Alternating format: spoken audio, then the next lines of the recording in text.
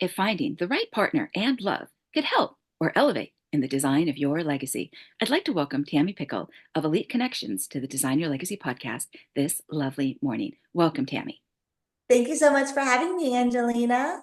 It is my pleasure, and you're a fellow Angelino joining from the Westlake area of California in the United States. I am, and my middle name is Angelina. Wow. I Wow. know. My sister's name is actually Tammi. Oh, it's so funny. Small world.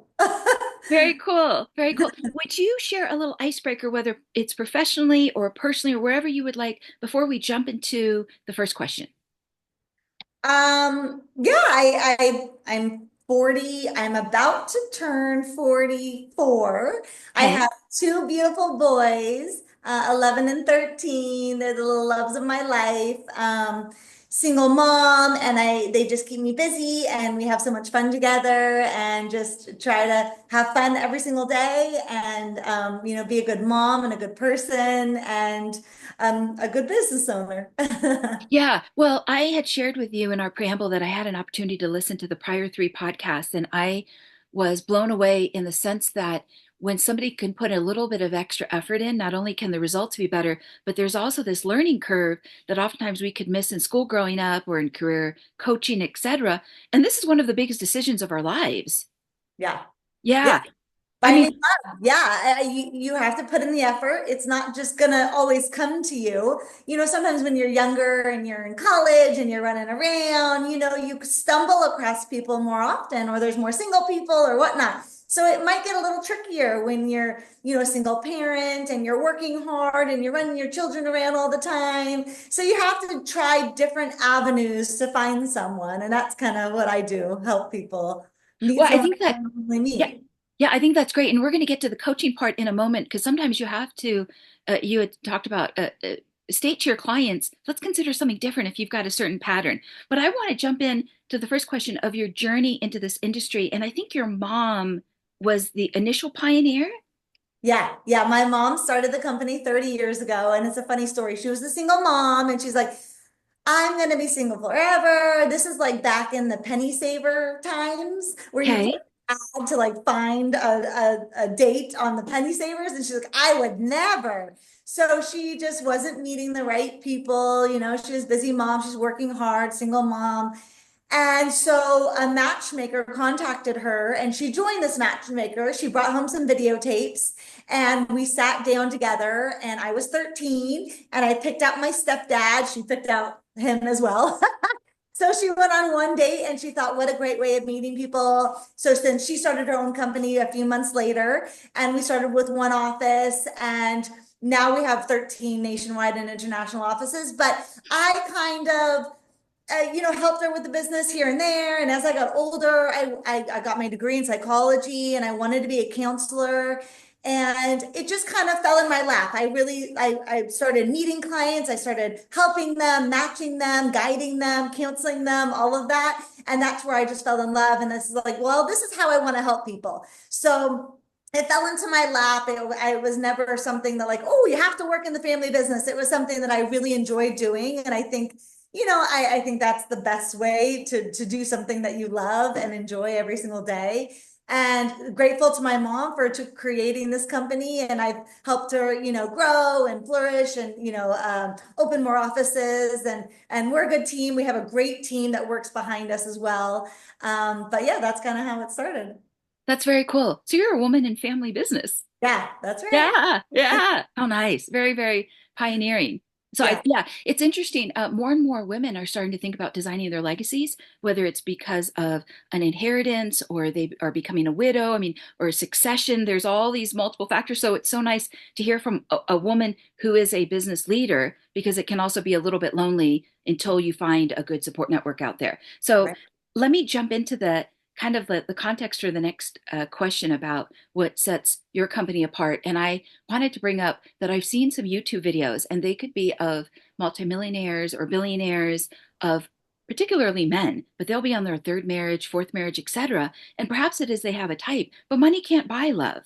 And again, I just think to myself, wow, that's a lot of headache if you can't get this area of your life right, because a part of designing one's legacy, when somebody can get to that point, is this idea of shared values and a shared vision. Sure. Right. Yeah, I mean, I think we work for all different types of people, from, School teachers, teachers. yeah, from teachers to, millionaires, billionaires, whatnot. But, I think we more so are helping someone that not necessarily can't help themselves. They're just busy, they're working hard. They maybe are not trying the apps, or they went that route and they just want a different way of meeting other professionals that are, kind of on the same page. They're looking for the same things. Everybody kind of has some specifics of what they're looking for, whether it's like similar background, similar religion, maybe politics is big right now. So, they kind of want somebody that aligns with who they are. And so they kind of put their dating in our hands, and then we help them meet people that they wouldn't normally come across. Yeah, I think it's so interesting because there has to be a certain level of emotional intelligence. Like when you're looking at two different profiles, I think there's got to be kind of an intuitive sense of Yeah. who might get along. Yeah, and that's the really personalized service is what stands us apart from some others. Is, we meet everyone personally. We do a quite extensive interview, just trying to get to know someone, what they're all about, who they are, what they enjoy, what they're looking for, their past relationships, why they failed, what they see themselves, the person they see themselves with in the future. And so we're speaking with everyone in a lot of detail. So we're getting a sense of who they are and what's important to them.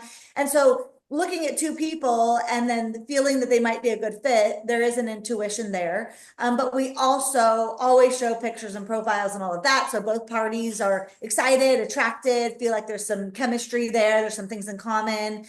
So we don't do any kind of blind dating, which I think our clients also appreciate, that they're seeing a profile, they're, attracted to the person, they feel like there's some things in common, and then they meet them and see what happens. And, it's kind of nice also to get some feedback.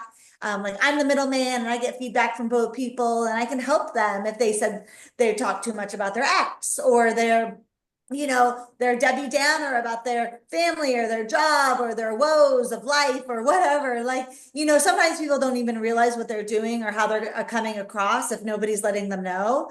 So sometimes it's nice to have like a friend on your side that's letting you know if there's something going wrong, or if you have these habits that you have that continuously are happening. I can kind of relay that. So I kind of feel like I'm friends with my clients, but if you don't like my friend, I'll help you out, but like we can work on another friend.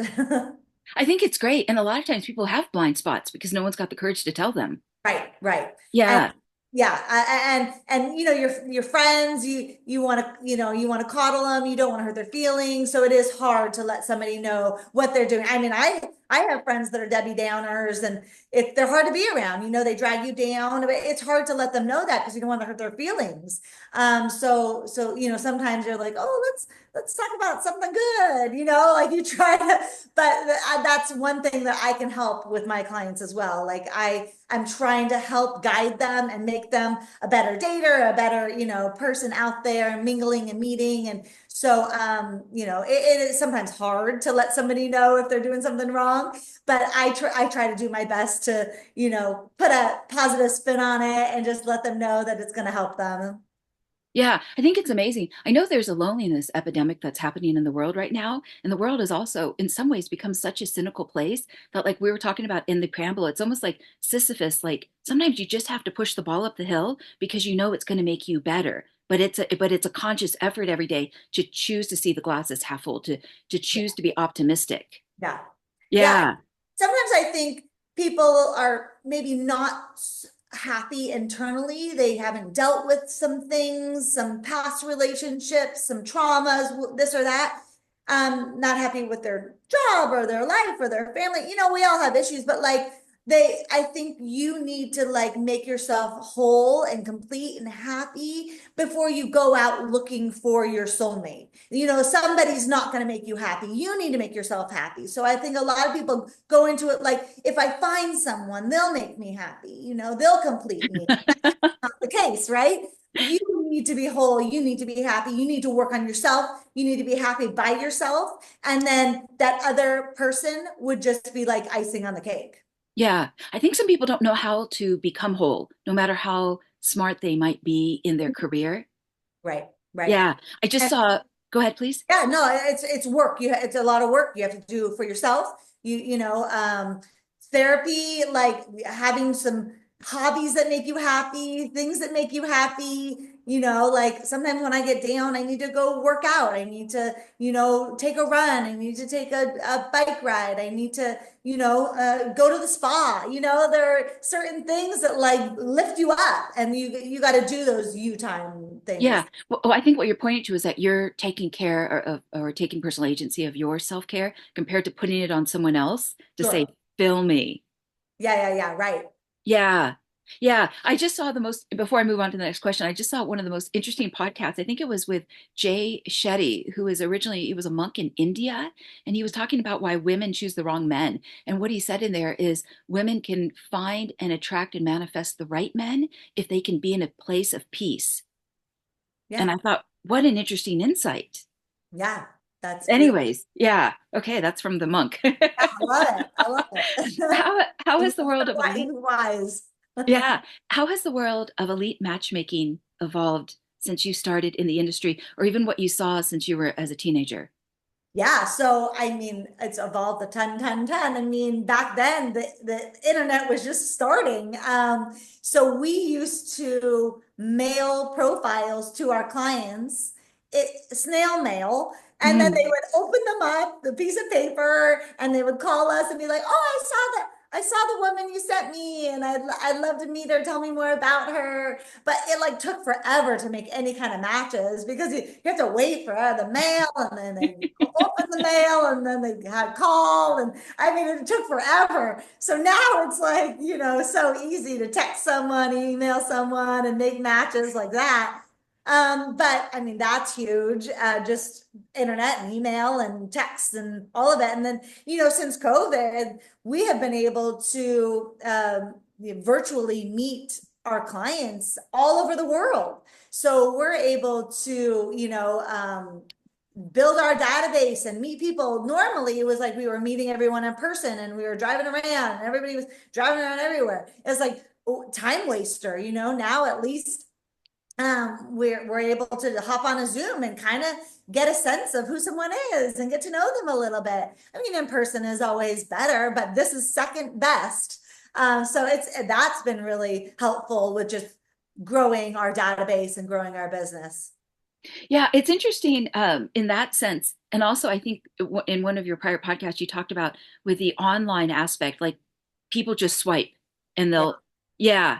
And sometimes an individual needs more than, 13 seconds, which is like the attention span of like a goldfish, I think, or maybe it's 7 seconds. Yeah, yeah, right. I know this the swiping is tricky. There's a lot of people on there. There's a lot of people just kind of wanting pen pals and not you don't really know their intentions or what they're looking for. And so a lot of times it's a waste of time. People are not being authentic or truthful about who they are or what they look like or their age or who, what they're looking for, all of it. So you can be anyone you want to be. You can be a criminal, like, so we have to be careful and cautious. I do know people that have met on apps, so I'm not totally bashing it, but you do have to be careful. And I know a lot of people that have gotten burnt out on it. And so we're just another resource, another way that, people could meet. And people that come to us do tend to be a bit more serious. They are investing in, a company like ours. So they're wanting to meet the right person. They appreciate that we meet and screen and vet and background search and all those good things. Make sure they look like their photos and we check ID and they are who they say they are and all those types of things. So it's just taking some of that hassle out of the way of you having to do all that work yourself. And they do tend to be a bit more serious. Someone that's coming to us and investing and looking to a matchmaker, maybe a bit more serious than the masses on the apps. Yeah, well, that's why I found well, I thought to myself, a conversation with you would be so interesting because in today's world of especially very successful people that don't have that time, they really need to delegate this area of their life so they Right. don't sit alone on balconies. Right. And Right. so because they can just let the years go by. I mean, I remember this was before I met my husband and I signed up to J Date. And I remember it was like at some restaurant in Malibu and I was sitting across from someone and he gave like 10 or 15 years of his life in order to move up regarding his career. And then he's single. Yeah, I know. It happens all the time. We just get so busy and we're focusing on our careers and our families and our children. And it's hard to meet someone too. It's like you're not gonna, date somebody that you work with. And Yeah, yeah, that's a tricky one also. yeah, so like Yeah. where are you gonna meet someone if you're just running around, do your thing, and we're all so busy, we're all going, going, going, going, going. So it's hard to meet people, when you're in that middle range of life. Yeah, one of the things I found so interesting also was what has stayed traditional. One of the things you said is that you'll ask the guy to still pay for the first date. Yeah, yeah, we do. We do. We have him offer where he wants to take her. Sometimes it can be like a cocktail and an appetizer or something. It doesn't need to be anything crazy fancy, especially for a first date. But normally our matches go on a dinner date. And it's at his suggestion where he wants to take her. But yes, he always picks up the bill. And I think that both parties say yes to each other. It's not like we only go to, the woman, the man first, and then the woman. Like he's interested, that kind of thing. It that varies, but we do take a more of a role of like the man, picks the date and sets up the date and pays for the date. Yeah, well, I think it's great. I mean, I'm not against traditional gender roles because one of the things I came across, and if you ever have time, Allison Armstrong has a great seminar series called Celebrating Men Satisfying Women. And one of the things she talked about on there was that because women don't like have the same level of testosterone as men, they're finding like more heart attacks and more heart disease because they're burning themselves out. So I think there are times where the guy just needs to be the guy and like Yeah, lift that suitcase on that airplane and do the heavier lifting because I don't know if it's really in women to chase. right, I right. mean, that's just a perspective. Yeah, I agree. I think the man should, make the plans for the first, few dates at least. I think that's a give and take, of course, when you're in a relationship and you're dating and all of that. But I do think a traditional sense is more attractive to a woman, and they feel more like feminine, and he's taking charge and those types of things. Yeah, but before I go to my next question, one of the things I just found so interesting is that women still look for stability and intelligence. And I thought, oh, that's so interesting. But the number one thing I think you said is that men don't want to feel like they're being taken advantage of. And I thought, oh, that's insightful. Yeah, I think men appreciate that a woman has her own thing going on. She can take care of herself. She doesn't need him to take care of her, that, she can survive on her own. I think that men feel that that is attractive in a woman. Yeah. Yeah, I just these nuances. Okay, so how do you tailor match, let's say, an individual that's a high net worth um, client that has, like, let's say, a specific lifestyle as well as expectations?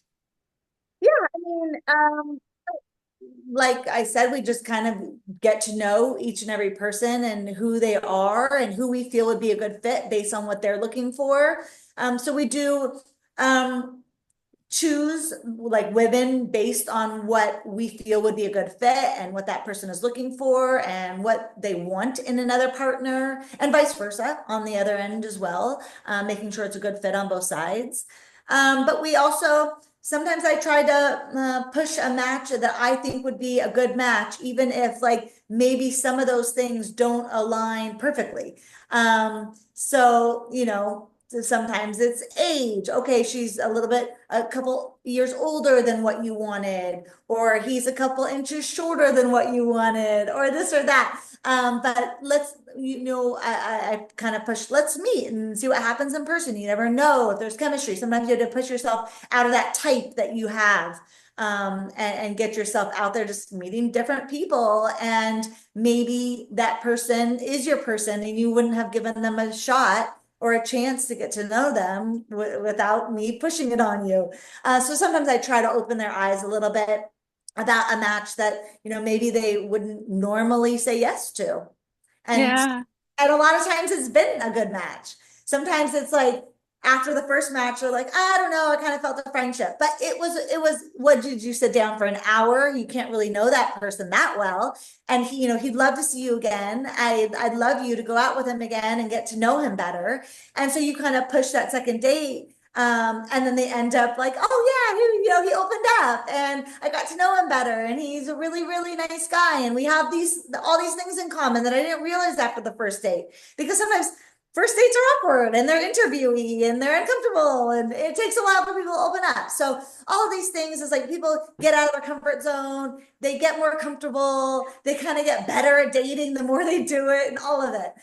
So it's nice to be able to help people get out of that comfort zone and just kind of help them through the dating process because it's hard, put your heart out there and it doesn't always work out and you have a bunch of bad first dates but you got to keep going. Yeah. Yeah. So I'd like to bring up Donald Trump, but not in the sense of politics. Yeah. Yeah. He was at a party when he met Melania, but it was like a bunch of models were there. And I can Okay. only imagine if you've had guy clients come and they're like, I want the hottest chick.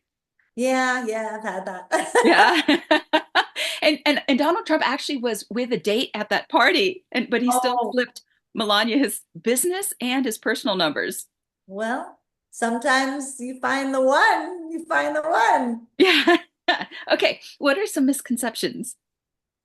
About matchmaking, some misconceptions, just that people that come to a matchmaker are unmatchable, and that's just not true. I can't help anyone that's unmatchable either. I wouldn't take on a client that I didn't feel I can help for any reason. If they were just looking for the needle in the haystack that I didn't feel I could deliver, it's all about reputation in the business, in my business, and I wouldn't want to take on a client that I didn't feel that I could help. And so people that come to us, they're just normal people. They're just busy. They're working hard. They want to focus their energy on finding the right person and they want someone to help them with that. Like hiring an attorney or hiring, someone to, help you in your daily lives, like you might need a little bit more help to meet someone that you wouldn't normally come across. And if you don't have the time for the apps or that is not working for you and it's just kind of a waste of time or whatever, we could be another resource to be able to help people that wouldn't normally come across the people in our database. And we do have a very large database and we really have a good success rate and all of those things. So I think people Yeah. just appreciate all the help we can do for them. Yeah, so I want to share a success story, but in a coaching context, and then I'd like you to share some success stories in your industry. So about a decade ago, well, I think it was in 2014 when I was first learning through the Coaching Institute, and one of the mentors that I worked with, he was out of Pasadena, and he had a client that came to him, and she said, I want to meet Prince William. Okay. Now, Uh, obviously, that wasn't going to happen, but she leveraged that goal and she lost something like 50 or 75 pounds. And she oh, ended up meeting this guy. He wasn't a prince, but it was like she did well. You yeah. know, she aimed high and it allowed her to follow through on this vision. So, of course, at first glance, like Eric was his name, the coach out of Pasadena. At first, he was like, doing a face palm, like, what do I say back to this client? But he Yeah. just said, okay, I'm going to work with you. And he did. And she did amazing. Obviously, she's not with Prince William, but she did meet someone and she got Yeah. it together and she elevated every aspect of herself. Yeah, that's what it's all about. So, I mean, I don't know if someone's ever come to you and they're like, I'd like to meet Prince Harry or Prince William or something. Yeah, I mean, I do have clients that have unreasonable expectations and what they're looking for here and there. I have to drop them down a peg, like I'm not going to be able to introduce you to that person or that even that type of person. But these are the people that I think might be a nice fit for you that I have at my disposal that I would love you to meet. And if they're interested, they're interested. If they're not, they're not. And it's a free choice, and sometimes we say it'd be so much easier to set up blind dates, but I feel it's important for two people to feel like there's something in common, that they're attracted to their photos, that they has some things in common on paper at least. Um, But yeah, I do have a lot of clients that you have to knock down a peg, that you have to be like, well, I can't help you meet that person, but I can help you meet this person. And if you want my help, great. And if you don't, that's okay. Like I wouldn't want to take on a client that I wasn't going to be able to make happy, and that is not going to be happy with anyone that I send them. So it's tricky because sometimes you don't know people until you get to know people. So like right off the bat, you're like, oh, they seem really open-minded and easygoing. And then you start sending the matches and they're like, no, no, no, no. And you're like, oh my gosh, what I do, what I get myself into. So then you have to like try to work with them and explain that this is the type of person that's interested in meeting you. I want you to meet this person, and give them an opportunity, give them a shot, that kind of thing. But of course, they have to be open-minded. So it's tricky if there's like someone's no, no, no, no, no. You're like, oh, well, I'm not sure that I can help you either. Yeah. So share a couple of success stories, if you would. Yeah, I mean, I've I know had you many. can't probably disclose names, but Yeah, yeah. I've had many. A lot of them I really feel that are successful, when they're not quite interested in the beginning, and then Okay. I kind of help talk them into that second or third date, and then they end up together. And I'm like, I knew there was something that could be between them, and then they gave themselves an opportunity to really get to know someone. I mean, sometimes it's like the first interaction, it's not always make it or break it. Sometimes people can grow on you and become more attractive because they have a good personality and you're getting along and there's a friendship and those types of things. So it's not always love at first sight, and it can grow on you. So there's been quite a few times where I talk somebody into going, on a second date or even a first date, and they're like, "Oh my gosh, I'm so glad you made me meet that person because he was great." And then they end up dating. There was this one story, where it was like one of my first like real introductions, and I was in my 20s or whatever, but I knew they'd be good together. They both wanted babies and they just had similar lifestyles. They like to do the same things. They were really, well traveled, and she was Russian and she just traveled all over the place. And he traveled for work and things like that. And so anyway, I sent the profile over to her and she's like, I would never meet someone from Vegas. And I was like, I know, but he's in Vegas and he's in LA and he's back and forth and he would move for you. Like, I know he would. He really wants to have a family. And I think it's going to be a great match. So next time he's in LA, please just meet him and see what happens. You can go for a drink and then you can leave. If you don't like him, that's okay. Like just give him an hour. And she's like, okay, okay, I will. And they met for the first time. They both called me right after the date and they're like, oh my God, I'm so great. Thank you so much. And then they ended up getting married and having a baby, and he moved to LA and all the things. So, sometimes out of your comfort zone is a good thing. And, sometimes for the singles out there, it's good to be open-minded and go for something that normally isn't your type, or you would think you would never date somebody that lived in Vegas and LA or whatever. Like, it's good to be open-minded because you don't know unless you try. Absolutely. And I think sometimes because our primitive brains like things easy and simple, we can like reduce people down to a stereotype of, oh, he's from Las Vegas, so he must be like A, B, Yeah, and C. Yeah, party boy or whatever. right. And he Yeah, could be deep and into poetry and not go to the gym. right, right. Right, for sure. And yeah, he was that way. He owned a business in both places. And it was more of like, well, he didn't want the business in LA so much, but he loved LA. So it was just Mm, a way to have a business in another location. And then he'd come back and forth. So yeah, it wasn't about the Vegas lifestyle or that's who he was. And that's totally, totally true. People have stereotypes about certain types of people or the person they want. I want him to look this way. I want him to be this height. I want him to do this for work. Well, we're not going to find everything we want in a person. So sometimes, yeah. Yeah. Well, I think it's so interesting if they find something that's not their quote type, right. because yeah. Because if their type worked, they would be with that type, I know, right? 100%. Yeah. If type was working, you wouldn't have, separated or, split up with your exes that were your type, right? Yeah. Isn't working. Maybe it's time to find another type.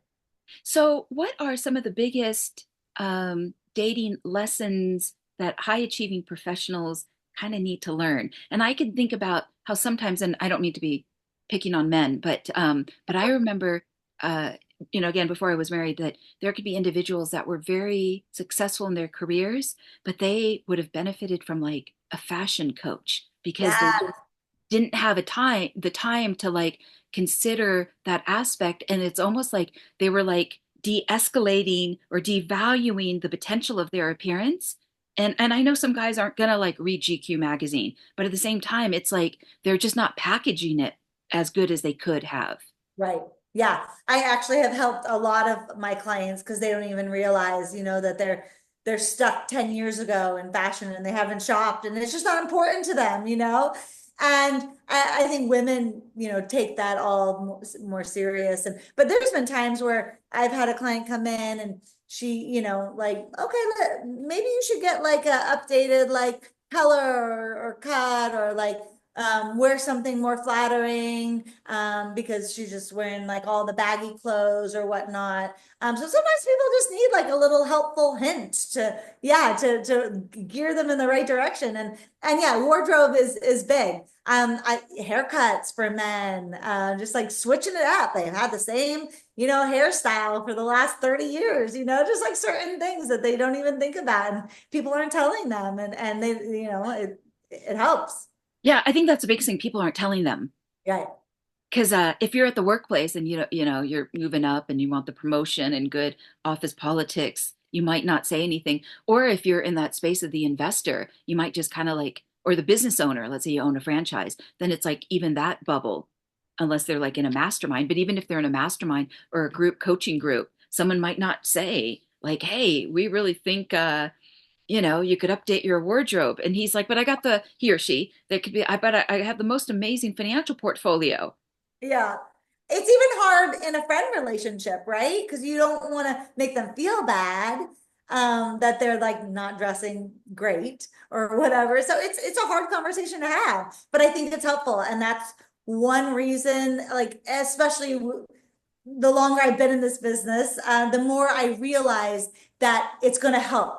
So it might hurt a little, it might sting a little to give some kind of, negative feedback, but it's to help them in the long run. And if I don't tell them, no one will. And so I need to get my point across and I need to do it, and sometimes it's like, it's hard to take that in and it's hard to take that criticism, but in the long run it's going to help them to be like a better person, a better dater. You're going to attract more people, all those things. Yeah, interesting stuff. Yeah, there's that thing called social credibility, but sometimes we forget. And I'm not saying it's all image. I'm just thinking that sometimes people have their strengths in certain areas and then the blind spots in others, and years can just go by.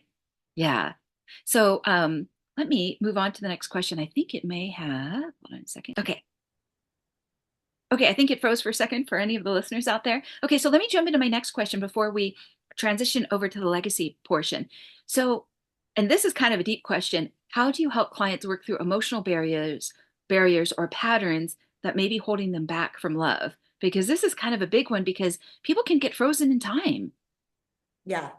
Yeah, I think you can have a lot of trauma and unresolved things that you didn't work out from your past, your relationships, your childhood, all of your things that if you don't work on that and being whole and being, happy and getting through it in the right ways, you might not be ready to jump into a relationship and bring your old baggage with you. You gotta work on some things and therapy and counseling. And I do my best also to help my clients through things that they need to get through. But I have guided them into the right therapist and working through some deeper issues that I'm not able to help them with.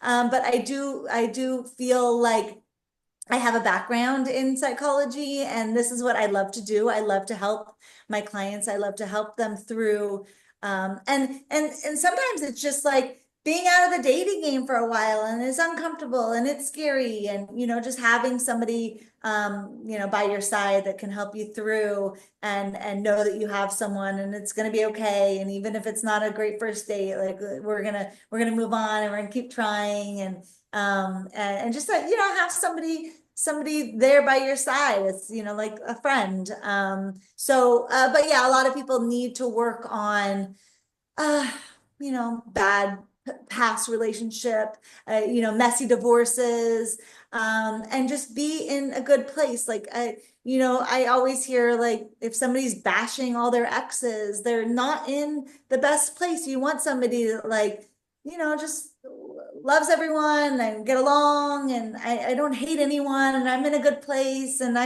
I've worked through, even though that relationship didn't work out, it's not toxic. It's Mm. friendly and cordial and all those things. I mean, that is going to be way more positive than like the bashing and the hating and the bad energy. I think it's all about just positivity, and feeling positive and being happy, and then then you're able to really be fulfilled, and then find that person. I think you need to be whole. I need to be happy, and you need to work on yourself, and it takes work. Yeah, and be aware what it is you're bringing to the table. Right, right. Yeah. Yeah, because if someone's bringing negativity to the table, like that's a Yeah. yeah, Nobody compared to wants like that. a willingness to I'm going to play ball. Right. And usually it's not going to work out if they're in a negative headspace. Nobody wants to deal with that. Nobody wants Yeah. to bring that into their life. They want somebody that's happy and positive and whole, and they're going to bring good things to their life, not a bunch of chaos and sadness and anger and all of that. Yeah. Yeah, they have to deal with their own life raft, but on bump. Okay, so since this is a legacy planning podcast for holistic legacies, what does this word legacy mean to you personally? Really, I love to help people. I love to make a difference in people's lives. If I can do that, with just a small pool of people, that I can make a difference, and I can help them, and I can help them find the one, it really means everything to me.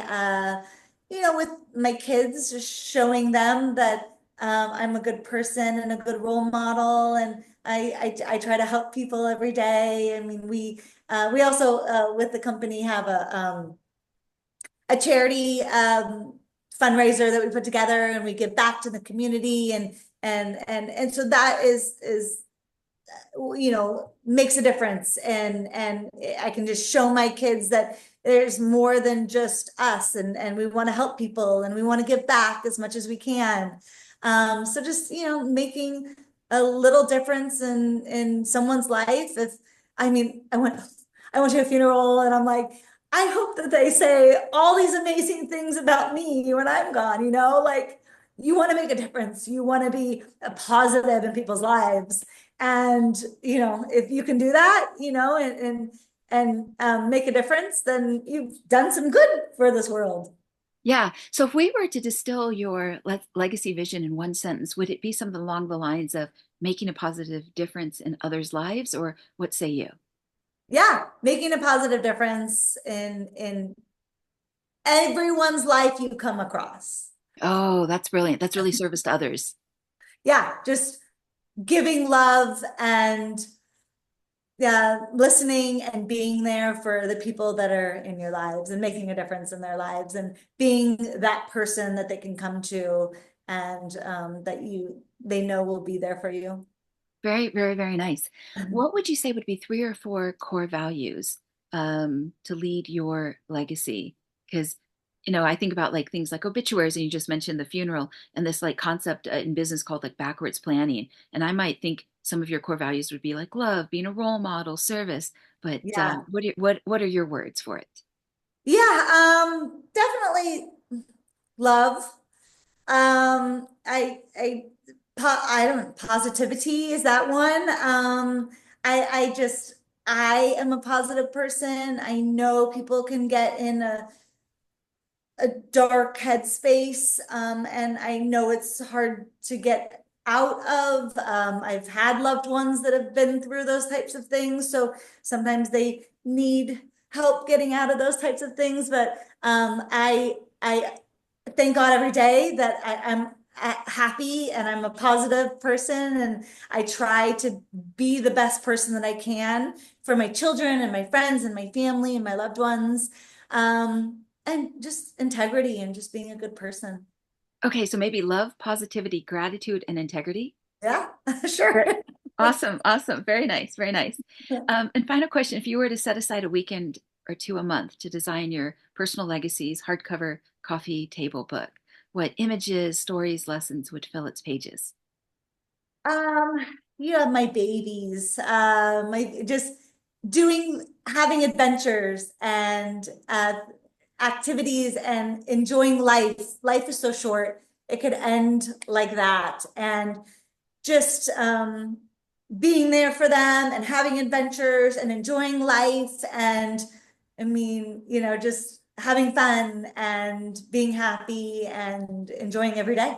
I And think just that, yeah, I think that's awesome because some people don't necessarily know how to enjoy life. It doesn't come natural. Yeah. Yeah, sometimes you got to try. You kind of get stuck in the rut, you get stuck in the rigmarole of the job and the taking care of the family and the grocery shopping and and you got to keep life fun and try to enjoy yourself and plan and make adventures. And it doesn't have to be anything crazy. Like I can't afford to travel all the time, but we try to have adventures. We take bike rides. We, take the dogs to the park. We go to baseball games. We play together. We play baseball and sports, and yeah, and just have pool parties with our friends, and just anything we can do to have a good time together. Well, I think that's great because life isn't just survival. Yeah, right. Yeah, That's not, yeah, you need to yeah, enjoy yourself. yeah. It's got to be fulfillment and satisfaction also. So, before I read my closing paragraph, what's a great website for an individual to learn more about you and your service? Yeah, our website's eliteconnections.com, and you could reach out. I could tell you how we work. I'd love to be able to explain everything, but you can reach out to us and find everything on our website and reach out to us there. Awesome. Very cool.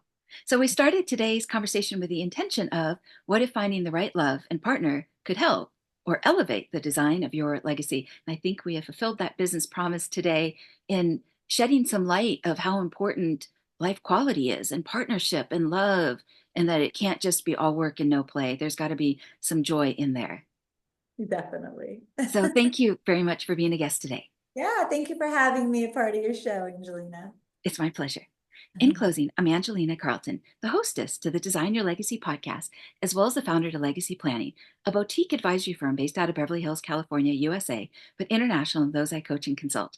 I hope to dive deep into subjects that can help a person define, develop, and execute their legacy and continue to scour the landscape for those who can be great resources to every dimension of your legacy. For many listeners, there can never be enough education and preparation in the moot or moat around your castle. Whether you find yourself with new wealth or generational wealth, may the content on this channel be an anchor in any storms ahead. We do our best to provide original content for your emotional and intellectual curiosity. If you're tuning in today on SoundCloud, Spotify, Apple Podcasts, etc., please remember to rate and review, share with your family and friends, send an email to either Tammi or myself, and let us know your thoughts, your feelings about today's conversation. So thank you so much for joining, and thank you, Tammi, for speaking into your legacy.